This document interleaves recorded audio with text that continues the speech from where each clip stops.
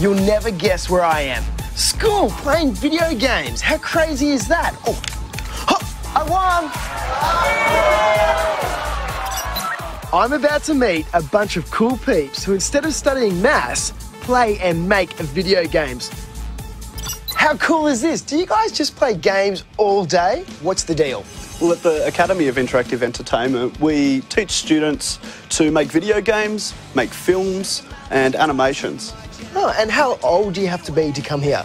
Well, we have students at our holiday courses as young as 10 years old, but most people start after school around 16, all the way up until 60.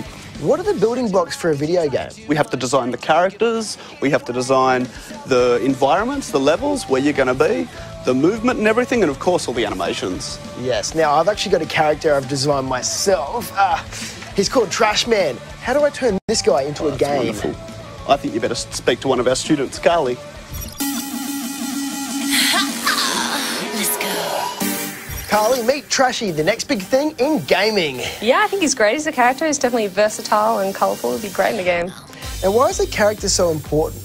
It needs to be something that's relatable, something that's exciting and fun that you want to move around with through the entire game. And should I build like a world for him to live in? Yeah, definitely. Scene is the most important thing next to the character. It needs to be just as interesting. So maybe for this character, he could be in a trash yard picking up rubbish, and that could kind of be the goal of him walking through the game. That is a really good idea. Now, how cool is it being at school here? What's it like? It's really great. You learn everything from beginning to end. So just from a drawing like that, you have to have him moving around in the game, walking around, picking up things. It's great. Oh, animation. Pretty good, you. Jeff, you've got an awesome job here. How long have you been doing animation for? I've been doing it for 18 years. Wow. I first started on Toy Story. We're busting out of here. Okay, all clear. Way to go, Buzz! Now, what's the hardest part of the process? The hardest part is coming up with a story. I've actually got this character here. He's called Trash Man. That's great. Now, for animation, we have to figure out what we want that character to do. Now that we have That's design. good. I've actually got a little animation here for you. It's like a little flip book. He's actually bowling a piece of trash to a bin, but it bounces off and, yeah, he misses. Yeah. That's great.